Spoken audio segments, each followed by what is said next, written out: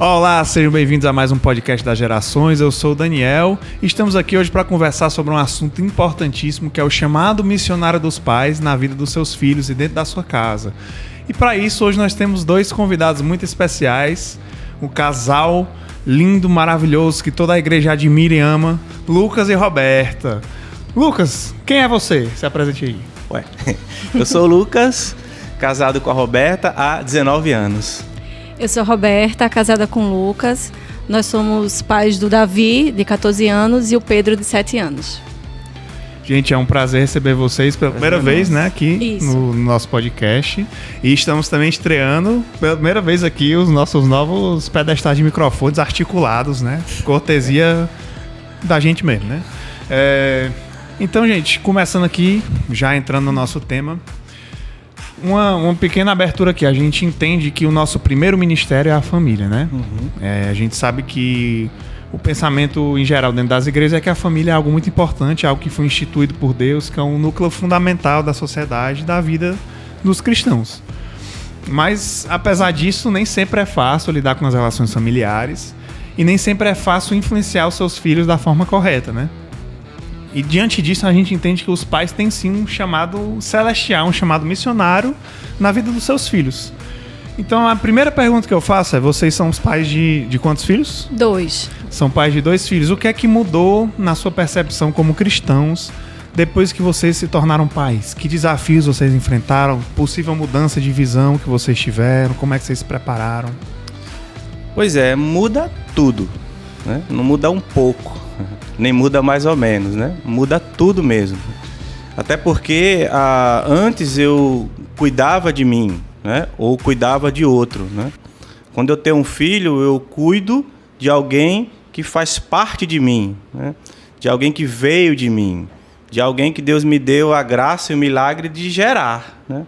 Então isso já traz aí uma conexão, ou pelo menos deveria trazer uma conexão com Deus muito especial, né? Porque a partir desse momento é como se Deus me desse esse privilégio, né, de fazer parte com Ele de uma criação biológica, inclusive, né?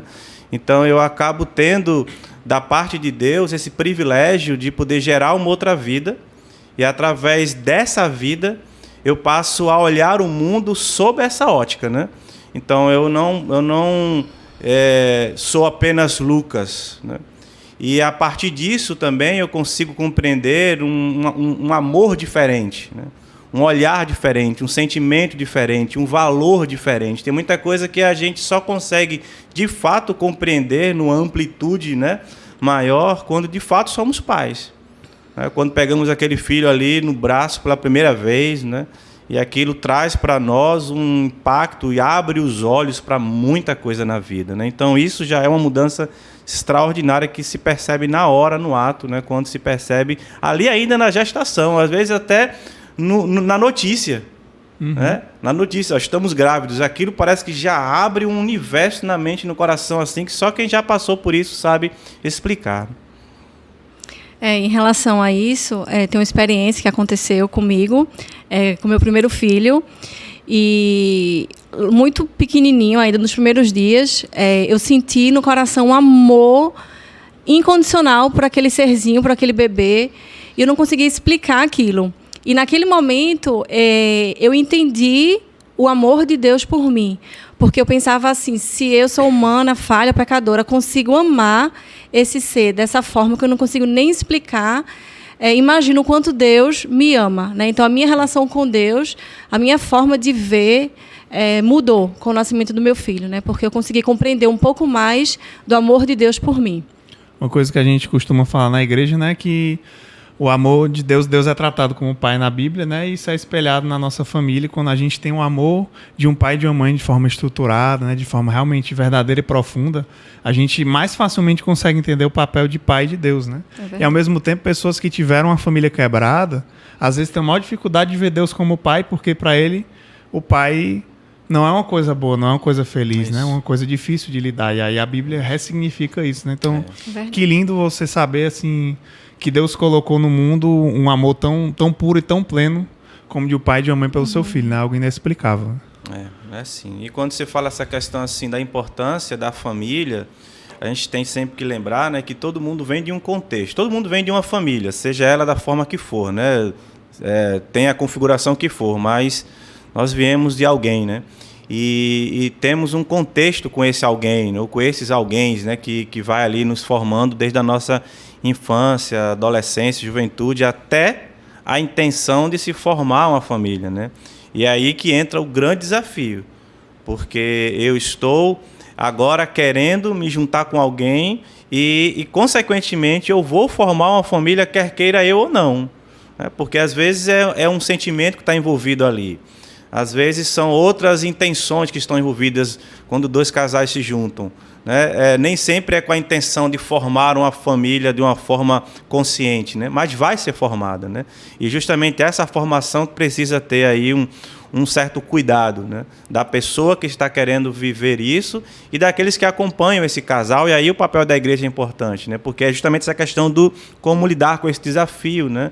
E aí eu entendo que tem muito a ver realmente com ter um olhar maduro sobre isso, né, de poder realmente ter um certo planejamento, de ter o pezinho no chão. Nós estamos falando aí de duas pessoas que vão se juntar e, consequentemente, lá na frente, normalmente acontece, vão ter um filho, né, vão ter filhos. E como é que se planeja isso, né? E é justamente essa questão do planejamento que eu acho interessante, né? É menos emoção e mais razão na história, né? Porque nem sempre é tão bonitinho como se mostra, né? Então, quando a gente tem um filho, a nossa vida ela muda demais, né? E os desafios também são muito grandes. Então, se eu não estou buscando me preparar para isso, realmente vai ser um pouquinho complicado eu lidar com certas mudanças se eu não estava mais familiarizado com aquilo, né? Então, é por isso que eu acho importante sempre essa avaliação. Casei, tudo bem, ótimo. Quando é que a gente quer ter o nosso filho? Como é que a gente vai fazer isso? Qual é o período, qual o momento? Ou seja, eu acho legal fazer isso. Lógico que acontecem os imprevistos, lógico que pode ser que aconteça uma coisa ou outra, tudo bem, isso não vai invalidar, né, o ser pai ou ser mãe, mas quanto mais eu planejar de uma forma saudável, financeiramente, né, enfim, isso vai me ajudar, né, nessa criação, nesse filho, até porque eu também vou ser criado um pai, né? Não nasci sendo, vou aprender a ser com ele ou com ela, né? Perfeito. E falando nessa criação, né, algo assim, vou já entrar numa pergunta polêmica aqui. A gente cria de diversas formas, né? Cria para o mundo, cria educando nas finanças, educando no comportamento e educando também na palavra de Deus, né? E aí eu vejo que é comum nas igrejas a gente usar algumas passagens para legitimar uma certa garantia da salvação dos nossos filhos, como se eles fossem salvos por tabela diante da gente. A gente pensa lá em Josué, né? Eu e minha família serviremos ao Senhor. Lá em Atos 16:31, crê no Senhor Jesus e serão salvos você e os de sua casa, né? Paulo fala para aquele carcereiro da prisão em que ele estava. Em Provérbios 22, Salomão diz aquele famoso versículo: ensina a criança no caminho que deve andar e ainda quando for velho não se desviará dele. Então a gente pensa em tudo isso. Essas pessoas falaram sobre ser salvo, não só ele, mas a sua casa, sobre ensinar a criança e ela vai seguir sempre aquele caminho. Então, beleza, mas a existência de pais cristãos, ela necessariamente é uma garantia de que os filhos vão seguir a fé. E considerando isso, a gente olha assim para a nossa sociedade, né? Tanto os lares cristãos, até de pastores, filhos de pastores que se rebelam, né? Que não seguem a sua fé, ou que talvez vão encontrar a fé só já muito mais na frente na vida adulta. O que é que isso diz sobre a nossa vida como igreja, a nossa vida cristã? E afinal, nós temos essa garantia de que nossos filhos são salvos? É interessante que essas passagens, todas elas me trazem uma palavra assim que salta aos olhos, que é o discipulado. Então, é fazer discípulo, né? É o que Jesus ensinou e é o que a igreja ensina, né? E deve continuar ensinando, né? É imitar Jesus, né? É ser discípulo de Cristo.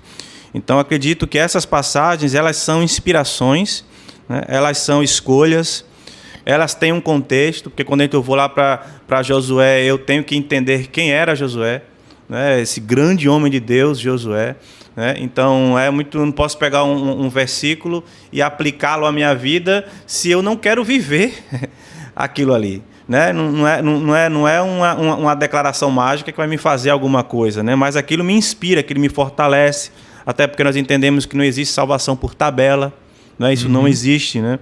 Então, o que acontece é que quando eu, como pai, entrego minha vida a Jesus, consequentemente, eu disponibilizo Jesus para minha casa, né?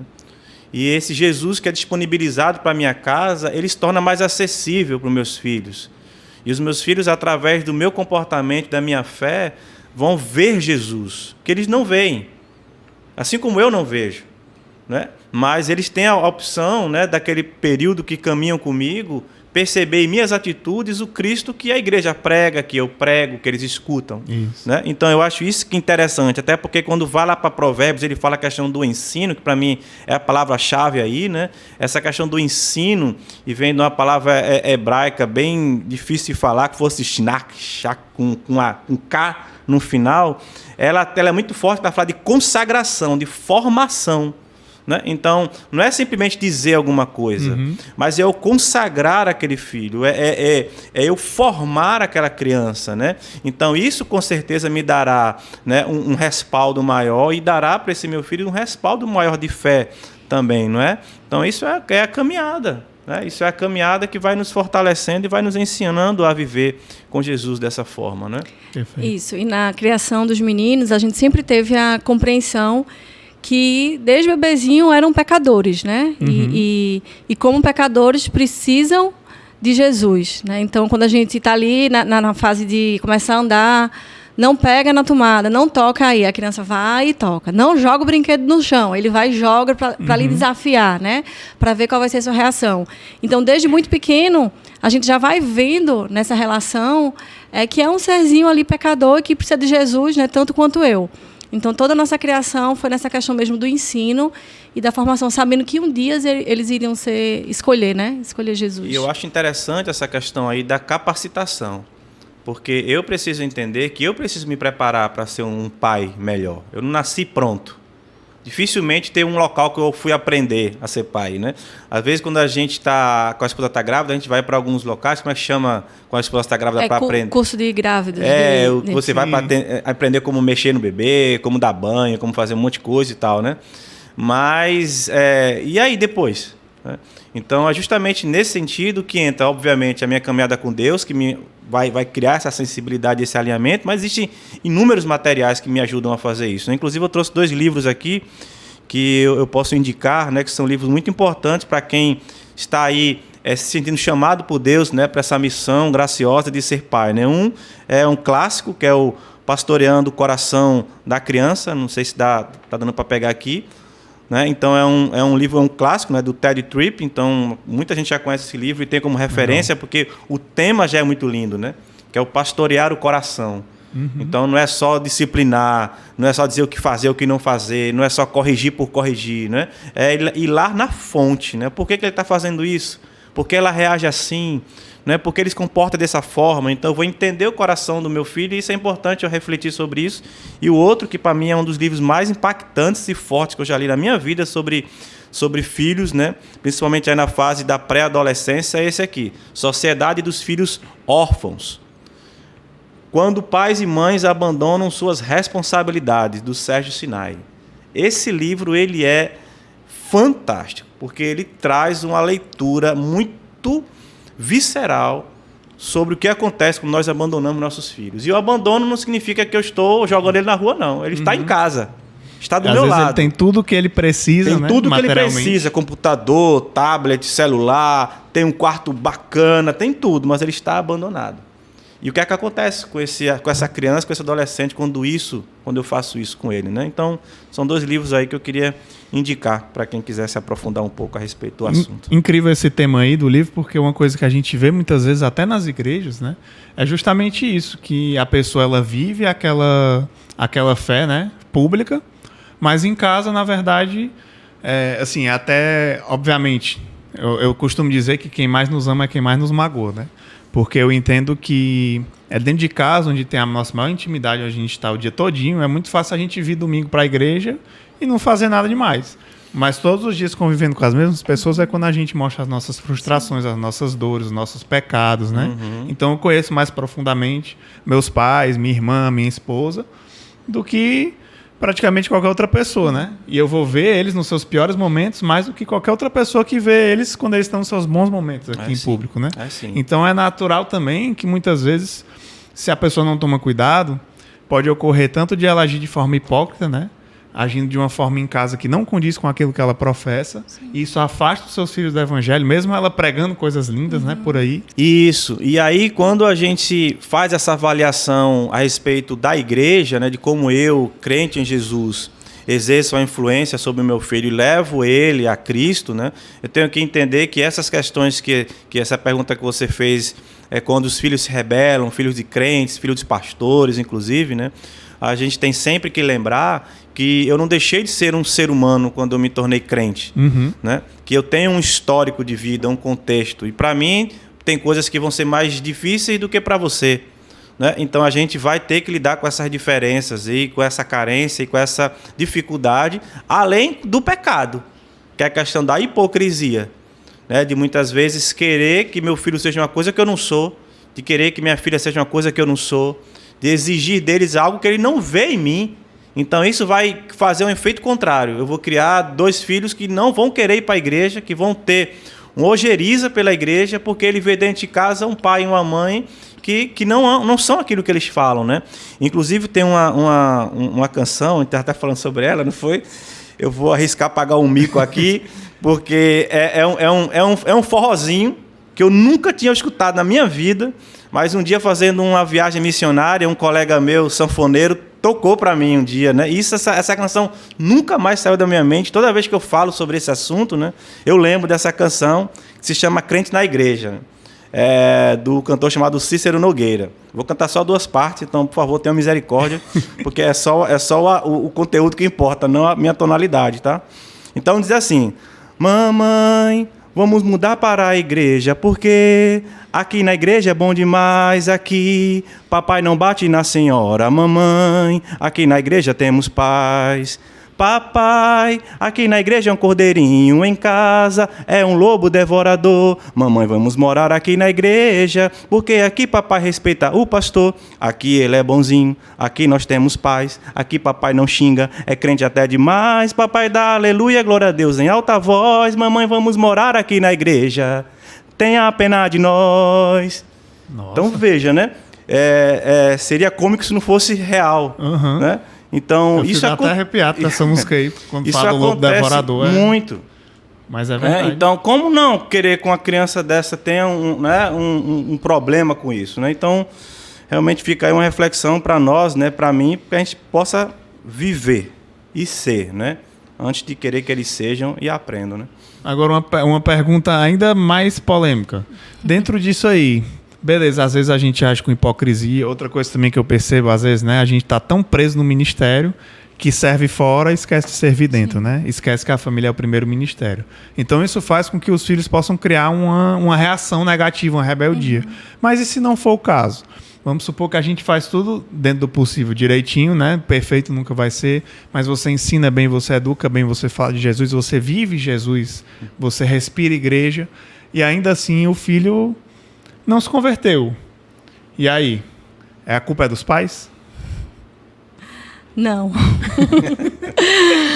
Espero que isso não aconteça na minha casa. A gente faz a nossa parte, né? Eu acho que essa compreensão dos pais entenderem o seu papel, né, com levar os seus filhos, de apresentar Jesus a seus filhos, não apenas com palavras, né, como a gente tem falado aqui, mas com vida. E isso, na nossa casa, a gente tem aprendido dessa forma, que hoje a gente ganhou o coração dos nossos filhos muito mais pelo nosso exemplo do que aquilo que a gente fala, né? Amém. Então, se você perguntar, vocês têm cultinho toda semana na casa de vocês? Não. Todo dia vocês leem a Bíblia com seus filhos? Não, né? Mas a gente vive Jesus e eles nos chamam muitas vezes, né? Pai, vamos ler a Bíblia. Mãe, conta uma historinha para mim. Vamos orar junto. Muitos momentos a gente vai orar junto, não só antes das refeições, mas como é que foi o seu dia, né? Compartilha aqui. O que é que você viu de bom? O que é que Deus fez de bom para você hoje? Né? Então, o que é que você está triste? Fale para Deus, né, o que é que está no seu coração. Então, a gente ganhou o coração dos nossos filhos, principalmente pela nossa forma de viver, e hoje a gente tem acesso a ele, né? E se não acontecer, vai ser a escolha deles, né? Até porque a responsabilidade é pessoal, né? E a gente tem feito a nossa parte. Uma coisa muito importante, um dos valores da nossa igreja é justamente a responsabilidade pessoal, né? Que é o entendimento de que por mais que nós tenhamos um corpo, um coletivo que é responsável uns pelos outros, que somos interdependentes, nós também temos a nossa própria responsabilidade e a gente precisa ter um encontro pessoal com Deus, né? Até dando um testemunho por tabela aqui, a salvação não é por tabela, mas o testemunho vai ser por tabela. Mas lembrando da minha irmã, né, a Rebeca, muita gente que na igreja conhece, ela não congrega mais na IBC, mas a gente cresceu aqui, né? Enquanto eu cresci sempre na fé, assim, a lembrança da minha conversão eu nem tenho, né? Porque eu era tão pequeno que meu pai me conta. E nem sei se foi nesse dia realmente que eu compreendi plenamente quem Jesus é, mas eu cresci dentro da igreja e entendendo cada vez mais sobre Jesus, a ponto de nunca me desviar dos caminhos dele, né? Já minha irmã foi educada da mesma forma, na mesma casa, com a mesma família, né? Pais que eram cristãos desde antes da gente nascer. Cresceu aqui dentro da igreja e teve um momento que ela disse, olha, eu tenho dúvidas, não sei se eu acredito nisso mesmo e tudo. Foi falar com meu pai, né? E ela disse que tinha medo dele dizer, rapaz, que absurdo, eu do quê? Aí ele disse, tá certo, filha, tudo bem. Você tem direito de ter dúvidas, né? Ela, valha. A gente pensa que, não posso não ser crente, né? Mas ele disse, não, eu não posso lhe obrigar a acreditar no que eu creio.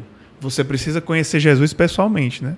E daí ela passou por várias coisas, né? Ela passou por depressão, problemas de saúde, tentou suicídio e tudo mais, né? E depois de tudo isso, ela teve um encontro com Jesus, em que ela fortaleceu a fé dela, inclusive, em outra igreja. E mesmo a gente não conseguindo, naquele momento, influenciar mais tanto, porque ela estava muito fechada por conta da depressão, o Espírito Santo tocou no coração dela e ela o conheceu, né? Então, assim, e da mesma forma a gente vê exemplos de pessoas que cresceram em lares completamente sem Jesus e são o primeiro da sua casa, né? Que é encontrado por Cristo. Isso. Então, o que eu posso dizer é assim, que não desanime, né? Seja você um pai que tem um filho que você conhece Jesus, o seu filho não, porque existe esperança para ele, né? Mas ele não é garantido por você, mas ele precisa encontrar Jesus por si, né? Mas não existe uma história tão ruim que Jesus não possa restaurar, né? Amém. E ao mesmo tempo, se a sua família não é e você cresceu num lar que não é cristão, você tem a oportunidade sim de ser sal e luz dentro da sua casa, né? Amém. E Daniel, assim, na minha experiência de conversão, eu me converti aos 18 anos, né? Então eu lembro do dia, da hora, de quem estava ministrando, das sensações do momento, tudo. E às vezes eu tinha alguns colegas que nasceram em lares cristãos e eles ficavam às vezes sem entender, né, como é que eu sabia exatamente o dia que eu me converti, né, e falando com aquela emoção, porque eles diziam, eu não fiz nada disso, não tem antes e depois de Jesus, né? Eu fui ensinada ali nos caminhos e tal. E eu ficava pensando assim, como é que seria com os meus filhos, né? E a gente vai ter o privilégio agora de batizar, né, de levar ao batismo o nosso filho de 14 anos, né, o Davi.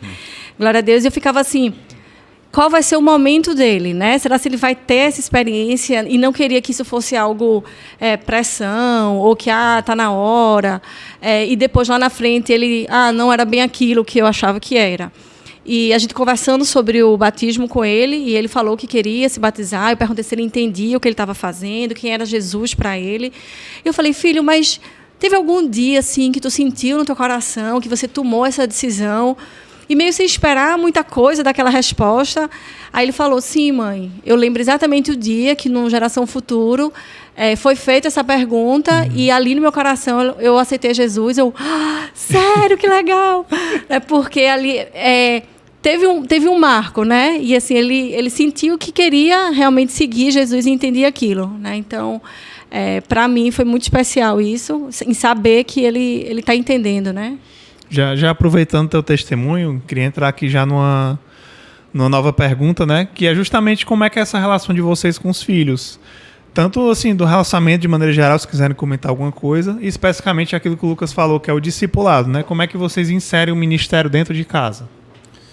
Pois é, a gente tenta dar vida às palavras, né? Então a gente tenta fazer com que eles vejam o que a gente tem vivido a nível ministerial e a nível pessoal, né? Então, essa questão do respeito, do cuidado, do exemplo, né? E principalmente do tempo. Porque se eu não tiver tempo com meu filho, eu posso ter a melhor das boas intenções. Mas se eu não tiver tempo com eles, nada disso eu consigo aplicar, né? Então, essa questão do quantidade e qualidade, né? Eu tenho eu tenho pouco tempo, então nesse pouco tempo eu vou ter um tempo de qualidade, né? Às vezes isso é uma desculpa porque eu não quero dar tempo, né? Então, para mim, tem que ter tempo, mas tempo com qualidade. E não significa que seja menos tempo, né? Então, eu preciso buscar ter esses momentos com meu filho para que eu, de fato, crie com ele um relacionamento e que eu possa transmitir para ele a minha fé do jeito que eu sou. E não do jeito que eu quero que ele seja, não do jeito que está se impondo alguma coisa, mas assim como ele nos vê, né? E como eu disse, é muito mais do que se vê do que se fala. Então, eu aprendi assim. Então, eu aprendo muito olhando, observando, né? Então, da forma que eu aprendo, aí tem um contexto, né, familiar. Eu sou desse jeito e aí eu acabo transferindo isso para meus filhos, né? Então, eu quero que eles vejam. E que eles vendo, eles perguntem. Através das perguntas, a gente vai construindo essa história, esse relacionamento um com o outro, né? E assim, através das coisas do dia a dia, né? Quando eu olho o Lucas falando, eu pensando no ministério de Jesus, a forma que ele ensinava seus discípulos, ele não colocava todo mundo sentado, né? Um atrás do outro, na cadeira, e vamos lá, pegavam e escrever, sei lá o quê, né? Ele ensinava no dia a dia, à mesa, caminhando, pescando, e a gente faz muito isso na nossa casa. Então, a gente está caminhando, está no carro e vê o pôr do sol, a coisa mais linda do mundo, né? Olha o sol, meu Deus. E ali a gente começa a ministrar, meu Deus, Deus é maravilhoso mesmo, né? Porque só um Deus desse, tão perfeito, tão real, poderia fazer algo desse tipo, né? Às vezes vem as frustrações do dia a dia, e ali a gente aproveita para ministrar no coração deles, né? Teve um dia que meu filho fez assim, o pequeno, né? Ele tinha 6 anos. Mãe, se Deus é bom, veja só a cabeça da criatura. Se Deus é bom, quem criou o mal? Né? Se Deus é bom, por que o mal existe? Essa é uma pergunta que a filosofia faz há milênios. Né? Se Deus é bom, por que o mal existe? Se Deus é bom, por que ele não acaba com o mal? Né? Então, assim, no dia a dia, a gente aproveita, né, no momento de fartura, de escassez, da beleza da natureza, das frustrações, ensinar, né, os princípios e os valores bíblicos. Né? Quando o meu pequenininho chegava mordido, a vontade é dizer assim, morda também, ele não chega aqui mordido, né? E aí a gente respira, filho, olha, porque realmente, né, seu amiguinho fez isso, ele não está certo e tal. Então, é realmente abrindo mão de si também. Né, e mudar as prioridades, né? Então, isso que ela está falando é justamente, para que isso aconteça, a gente precisa mudar um pouco o nosso drive. Porque se eu sou um pai e ela é uma mãe, eu tenho que ter a compreensão de que se isso para mim é a minha principal missão e ministério, isso tem que ser o principal na prática, que é o que muitas vezes não acontece. Acaba que sendo o principal lá fora. É o trabalho, é a academia, são os amigos, são meus projetos pessoais, é tudo menos a casa, minha família e os meus filhos. Então, assim, não adianta eu ter a boa e excelente intenção se eu não inverto isso. Porque, às vezes, o que sobra para a família é o bagaço da laranja, né? Ou seja, todo aquele suquinho ali, suculento, fica para o dia, para o trabalho, para o ministério, seja lá para o que for. E quando chega em casa, está o pai e a mãe detonados fisicamente e 2 crianças ali esperando para serem amados, ouvidos. Tanto é que a gente tem rotinas em casa que são criadas por eles. Eles esperam a gente chegar. A gente vai chegar em casa mais tarde, eles vão estar lá esperando a gente para conversar, porque eles querem contar como foi o dia deles. Eles vão, e são 2. Em fases diferentes da vida. Então, o pequeno quer contar como foi o dia dele, o maior tem que contar como foi o dia dele, e depois que eles contam isso, eles querem sair comigo com o cachorro para que eu possa dar algumas voltas no quarteirão com ele, para que eles possam contar de novo como foi o dia deles. Né? Então, isso acontece quase que rotineiramente. Agora, por quê? Porque em algum momento da vida, pelas lutas que nós já enfrentamos, pelas dificuldades que passamos, entendemos que se eu não fizer isso, alguém vai fazer, Daniel. Se eu não der atenção para o meu filho, alguém vai dar. Se eu não conseguir o coração do meu filho, alguém vai conseguir. Entende? Se eu não for o professor dele, alguém vai ser. Então, assim, e nem sempre com a melhor das intenções ou do melhor dos conselhos. Exatamente. Né? Então, assim, eu quero que eles saibam, não, meu pai está ali, minha mãe está ali, eles estão comigo. E se eu optei, eu fiz alguma coisa errada, eu fiz porque eu quis. Eu fiz sabendo que era errado. Não porque meu pai e minha mãe faltaram, não estavam. Enfim, a gente negligenciou isso, né? Essa culpa eu não quero ter. Tanto é que todas as vezes que alguma coisa está acontecendo que está nos tirando desse foco familiar, seja ministério, seja o que for, a gente repara, avalia e vai refletir. para saber se aquilo realmente está dificultando, por que está, para que a gente possa reavaliar e voltar, né, para o princípio de cuidado, né? Massa, Lucas, muito legal. Inclusive, assim, eu não tenho filhos, né? Estamos sonhando aí com filhos daqui a alguns anos, né? Sou recém-casado, mas eu vejo muito isso na minha vida com a minha esposa, né? A gente, com 4 meses de casados agora, né? A gente tem que sempre se lembrar de que o outro é a nossa prioridade, né? Porque é muito fácil a gente se perder nas tarefas do dia a dia, nos nossos interesses pessoais, e quando a gente vê, né? Casamentos longos, de repente o cônjuge está só ali morando no mesmo teto, mas é isso. E da mesma forma pode ocorrer com os filhos, né? Isso. Então é aquela clássica imagem do homem que passa o dia trabalhando até não sei que horas da noite, porque eu tenho que prover para minha família, né? E aí ele trabalha hora extra, ele faz tudo para ter um padrão de vida mais elevado, mas o que é que adianta? Porque o filho não tem o mais importante, que é o tempo de qualidade com o pai dele, né? Então eu acho que é algo que a gente sempre tem que ter em mente, que é a presença, né? A presença é mais importante do que quase tudo, né? E, assim, até pensando nisso, também a gente olha dentro da igreja, assim como acontece em certos contextos com a escola, né? Também com a igreja, para quem é cristão, vê como um ambiente que pode ser responsável ali pela educação do seu filho, especialmente a educação espiritual, né? Então, a gente acaba colocando um grande peso que a igreja vai ter o papel de converter meu filho, a igreja vai discipular meu filho, aí ele vai ser um adulto, né? Vai ser uma criança, adolescente, um jovem, até virar um adulto com conhecimento, né? Teológico, um adulto que segue a palavra de Deus e tudo mais. Mas o menino está na igreja, sei lá, 1, 2 vezes por semana e está em casa todo dia. Então eu pergunto, como é que vocês entendem essa contribuição da igreja? Até que ponto vai o papel dela em comparação com o papel dos pais? Eu acho interessante, assim, a gente entrar na resposta a essa pergunta sobre essa questão do valor do tempo e da dificuldade que isso tem, né? Porque a gente fala, parece que é uma coisa fácil, mas a gente sabe que não é, né? A Roberta, às vezes, quando comenta sobre isso, né? Fala um pouquinho, que estava até conversando com essa questão do tempo, a dificuldade, que isso não é fácil para todo mundo, né? Enfim. É porque, de fato, voltando um pouquinho, né? É um desafio, né? Então, precisa ser intencional. Não adianta achar que isso vai acontecer naturalmente, que faz parte do dia a dia. Muito pelo contrário. A gente vive numa sociedade hoje, né, totalmente louca, todo mundo correndo, frenético. E tudo é na hora, tudo é trânsitos enormes e N coisas, N tarefas, criança no judô, é no jiu-jitsu, é no inglês, é na escola. E se não for, né, os pais também no trabalho, tendo que correr atrás do pão diário. As mulheres também que hoje estão no mercado de trabalho, né, que antigamente esse papel mais de criação de filhos, de ensinar, a Bíblia ficava mais a mãe, né, que ficava em casa, que tinha mais esse tempo com o filho. E hoje a gente vê também as mulheres, né, por necessidades diversas, tendo também que estar fora.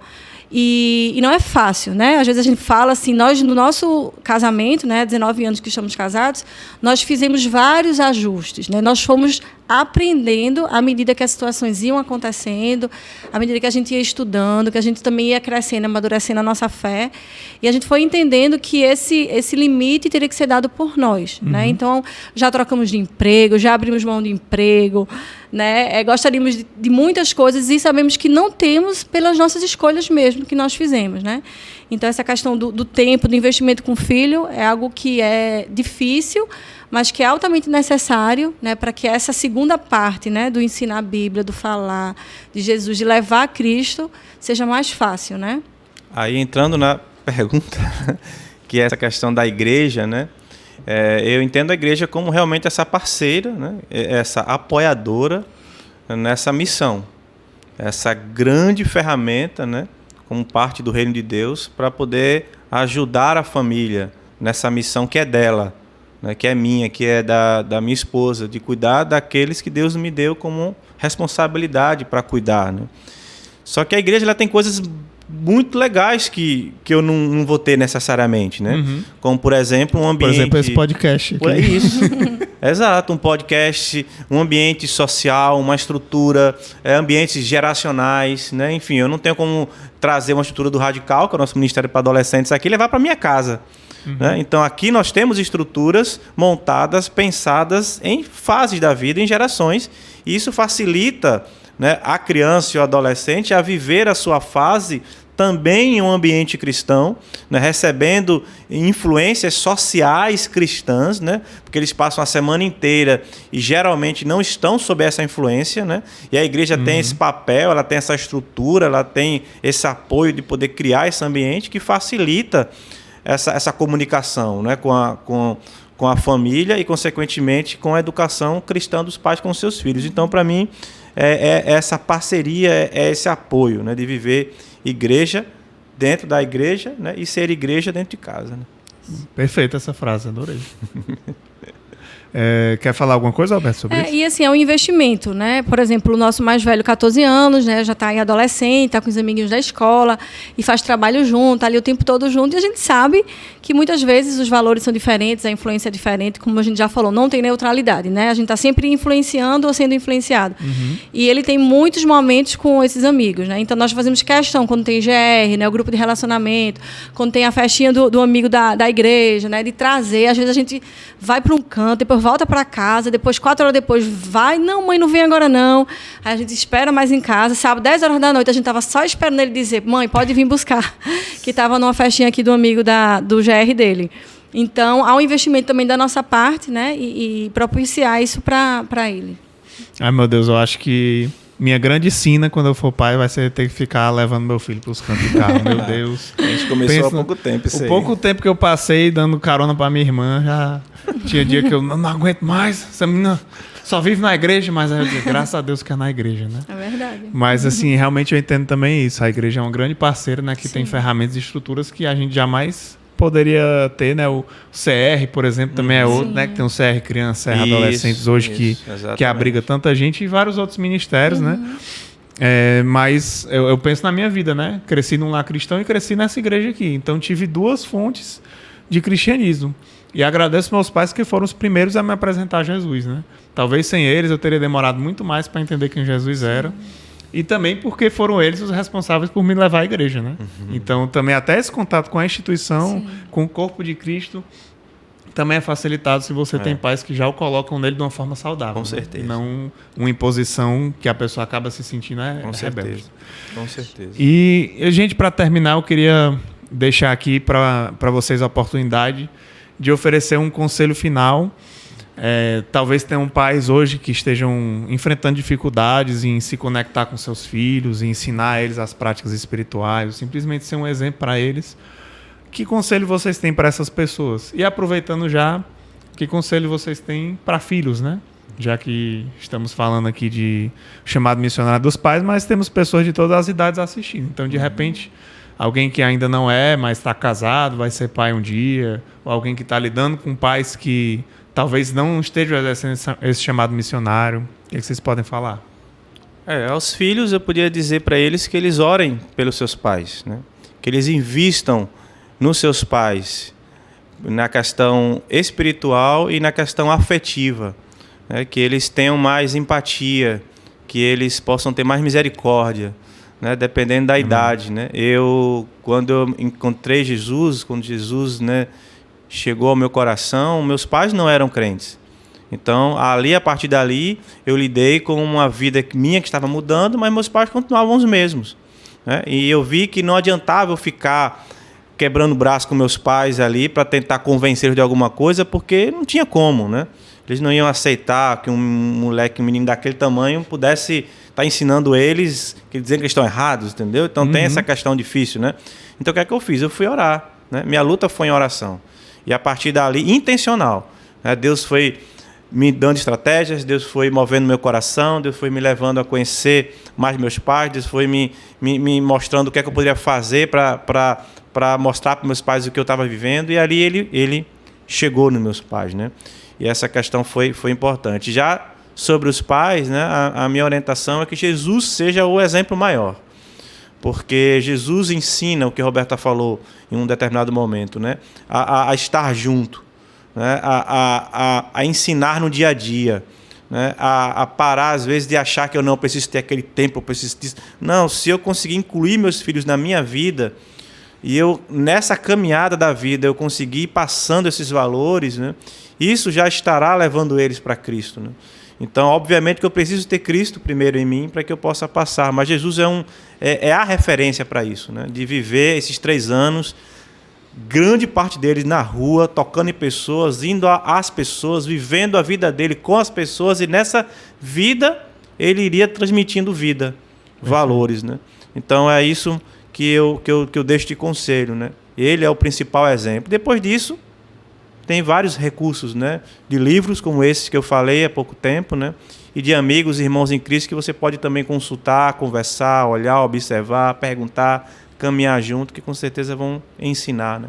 Nessa caminhada. Perfeito. Só para completar, é que não existe mágica, né? Não existe ali uma formulazinha, não é uma receita, não é uma receita de bolo, que é ponto 1, ponto 2, fazer isso e aquilo, né? Eu acho que a primeira coisa é o que o Lucas falou, né? Os pais terem esse relacionamento com Deus, esse relacionamento pessoal, verdadeiro, não uma questão religiosa, né? Mas eu digo muito para os meus filhos, Deus é uma pessoa, né? A gente pode falar com ele, que ele escuta, que ele responde, né? Então, eu acho que os pais primeiro têm que ter esse relacionamento com Jesus, tem que ser real, porque quando é real, eu vou transbordar isso para os meus filhos, porque aquilo que eu falar vai ter vida, vai ter sentido, né? E vai alcançar o coração deles. E a outra coisa é investir, né? E ter paciência, porque uma coisa, se não existe um relacionamento, não é da noite para o dia, né, que vai acontecer. Então, são as mudanças de rota, são outras escolhas. E investindo tempo, de qualidade, dando tempo ali com eles, é que vai conquistando o coração deles. E aí eu aproveito só para, mais uma vez, reforçar esses 2 livros. Pastoreando o Coração da Criança, do Ted Tripp, né? Então, para quem quiser uma leitura aí para aprofundar aquilo que a gente está conversando aqui. E A Sociedade dos Filhos Órfãos, quando pais e mães abandonam suas responsabilidades. Então, são 2 leituras aí que podem servir de um apoio muito bacana nesse momento. Eu já vou salvar na minha lista de desejos para quando eu for pai. Já está aí. Mas a Roberta só falou uma palavra relacionamento, né? Isso aí é chave, né? Eu vinha falando e eu pensando assim, rapaz, a gente tem... Primeiro, glória a Deus que a gente tem muitos recursos aqui na igreja, né? Tanto para os pais como para os filhos. Para os filhos tem o CR Criança, CR Adolescentes, Geração Futuro, Radical, que é o Ministério de Adolescentes, Atos, que é o Ministério de Jovens. Para os pais tem o CR Casais, tem o A2, né? Que estão ensinando ali... Com ênfases diferentes sobre a vida de casado e a vida de pais, né? Enfim. Então, a gente tem muitas formas aqui que a gente tem aprendido. Mas se a gente não tiver relacionamento, né, com nossos filhos, relacionamento com nossos pais, relacionamento com a nossa família, a gente pode assistir todas as palestras do mundo, ler todos os livros do mundo e não vai pôr nada em prática. Se a gente não construir isso, né? Uma conexão básica de amor, né? E isso... é desenvolvido naturalmente por aquele que está disposto a amar e ser como Jesus, né? Amém. Bom, estamos encerrando aqui. Eu queria agradecer demais a presença da Roberta e do Lucas, nossos convidados mais que especiais de hoje. Esse foi o podcast das Gerações. Nós estamos mensalmente com o podcast das Gerações e o Mais Bíblia.